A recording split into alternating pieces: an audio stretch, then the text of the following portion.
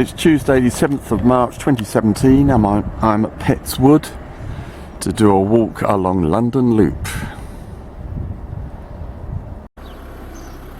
Now on the link between Petts Wood Station and the main London Loop, we're just about to go down the intriguingly named Tent Peg Lane. Down there. A short way along, the link route of London Loop follows this path. Now arrived at the main London Loop path.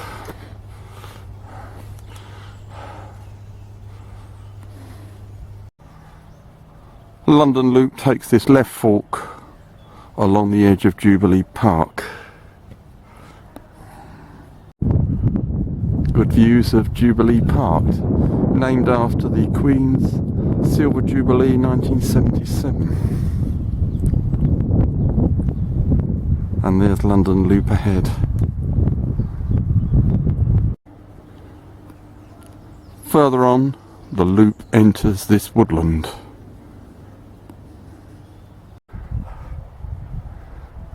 The view further on in the park.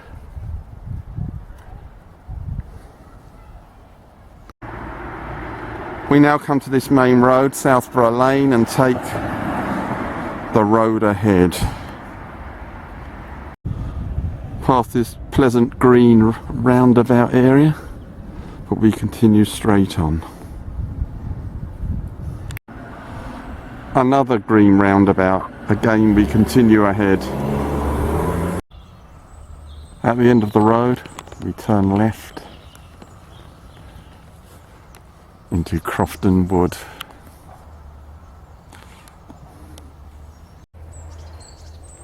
A short way into the wood, confirmation we're on London Loop.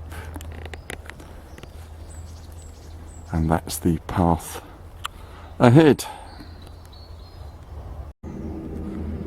Heading along London Loop through Crofton Wood. A nice wide clear path. The path crosses this plank bridge and we continue ahead along London Loop, and as you can see, ground conditions are pretty grim in places. It's been like this all the way through Jubilee Park as well.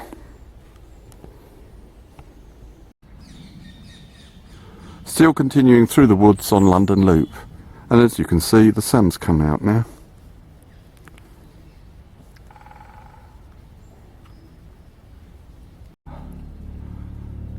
We now come to a more open area of the woods. We take the right hand fork here. Information board about Crofton Woods, which we've just been walking through. And at this junction with a paved path, we turn right. Now heading along the paved path, we've left Crofton Woods. We're heading to the main road, Crofton Road I think it's called. Now at the Crofton Road, and the walk continues along that path there. Now heading along the enclosed path away from Crofton Road. At the end of the metalled path, we come to a road junction and take the road ahead. We turn right off the road along this path.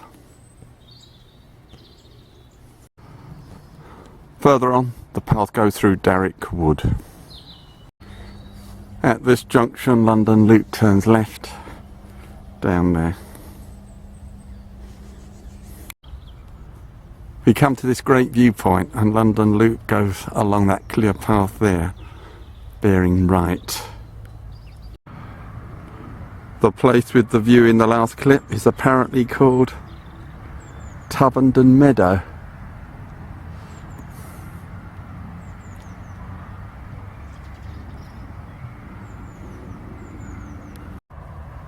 We now take this grassy path down. We now take this path up to the A21, cross and take a path ahead.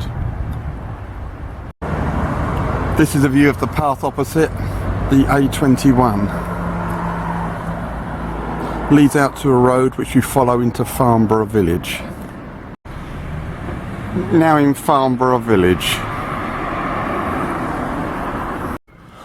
London Loop enters the churchyard at Farnborough.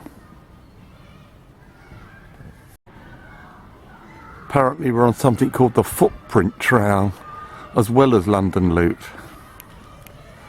And there is a view of St Giles the Abbot Church, Farnborough.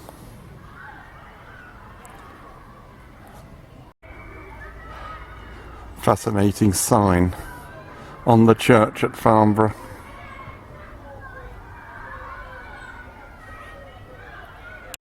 View of the churchyard at St Giles the Abbot, Farnborough. That looks like the War Memorial.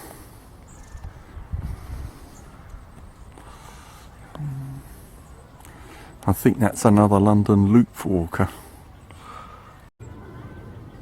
Leaving the churchyard, we take this path ahead. Decent views over to the right.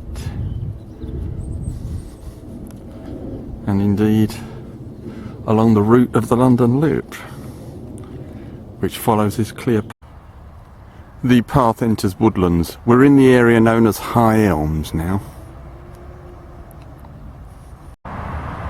We now cross Shire Lane, the road, and take the path ahead. We're now entering High Elms Country Park after crossing Shire Lane. At this junction, London Loop turns right up there. We now head down this grassy path with tall hedges on each side. It looks like we're heading to yet another car park. Still in the High Elms Country Park. Now on this path, we've now got to cross a golf course. High Elms Golf Course. That noise is tree felling. A short distance on, we turn right up this path which climbs. Views over the golf course to the right. And there's London Loop ahead. Further on, the path descends. It's quite a beautiful path.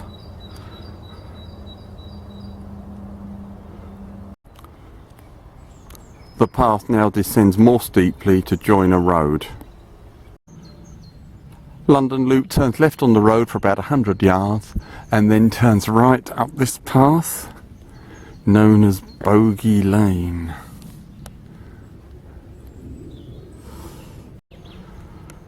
A few yards along Bogy Lane, it's possible to divert left along this field path parallel to Bogy Lane. Apparently this is less muddy. The path climbs and some decent views open up to the left.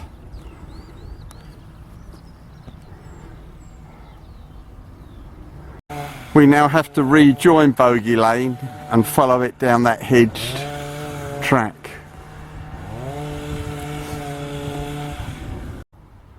Further along the path, a great view opens up over to the right. And there is the path. We're heading for another small road, I think. The other end of Bogy Lane, we now come to this small road known as Farthing Street. We turn right along it and follow it to the busy Shire Lane, the road we met before. Heading down Farthing Street to Shire Lane.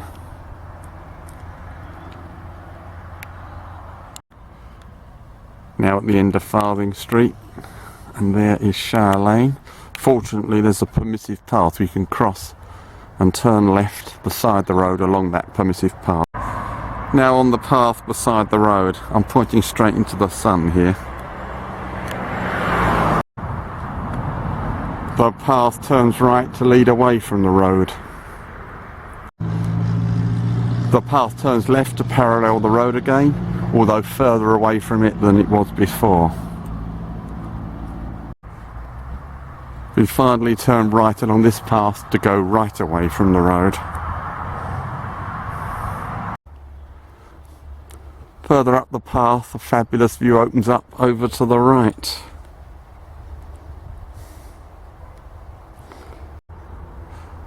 Lovely colours and view ahead.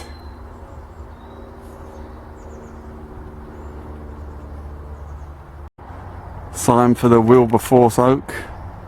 Yes, he of the abolition of the slave trade, Wilberforce. And that's the seat with a plaque about Wilberforce. Seems to be fenced off. There's a modern day sign about Wilberforce. Perhaps it's a quote from his diary of 1788 apparently.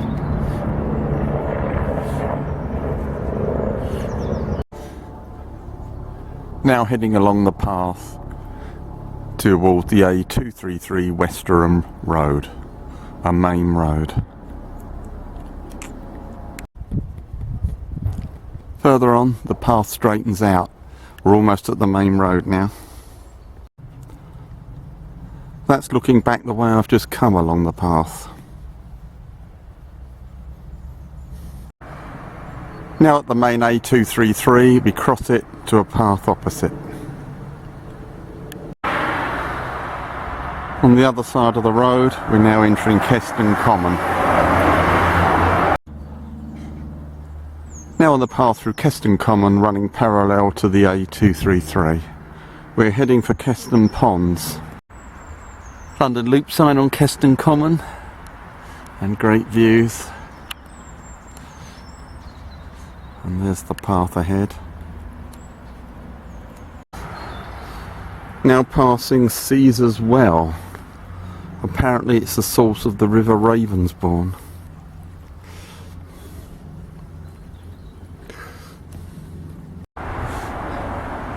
Now at the beautiful Keston Ponds.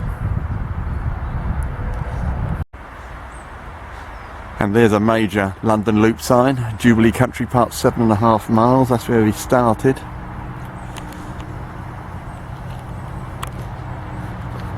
And there's another one of the Keston Ponds. We go on a path between the ponds, but if I video that, I'll be pointing straight into the sun. There's a view of the other Keston Ponds, some white geese on the other bank. And that's London Loop. Following the pond in. We cross a small road shortly and continue ahead. Here's the small road we cross over directly to the path ahead. On the other side of the road, London Loop goes through this beautiful woodland. Further on, the path dips down.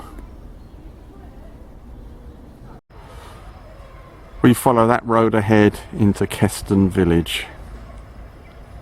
Now in Keston Village, passing the Fox Inn.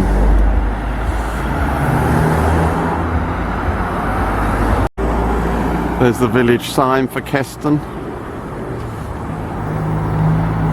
And there's the green at Keston Village.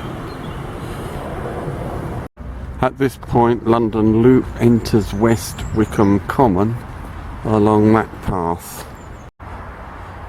Now in the heavily wooded West Wickham Common. We now join the road for a short distance. Fortunately, there's a path beside the road. At a fork, we head along Baston Manor Road for a short distance. We cross this small road and head along the path opposite. Now heading through another part of West Wickham Common. They're calling it Hayes Common on this notice board, and just by it there's another London Loop major signpost. I think Hayes Station, where I'm heading, is a bit more than a mile from here. The path now follows a fence with a hedge. Now heading downhill with a more substantial fence on the left. Still on London Loop. After crossing a small road, we continue across the common. At this fork, London Loop takes the left-hand branch, which is really ahead. Another fork, this time take the right-hand branch up there. Now going across a more open area.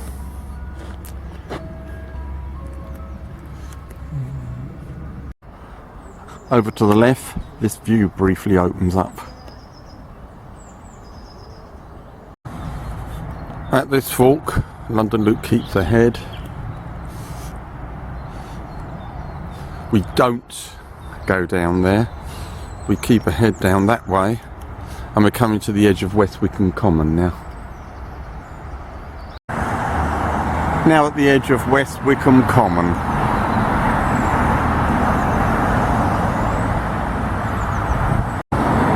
Now at Gates Green Road, where I'm leaving London Loop. All that remains now is to do the link walk to Hayes Station along Polecat Alley.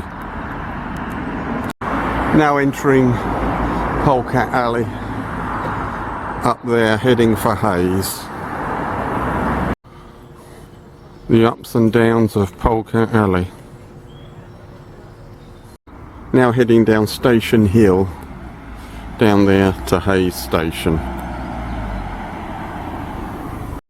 Now at Hayes Station and the end of today's walk along London Loop.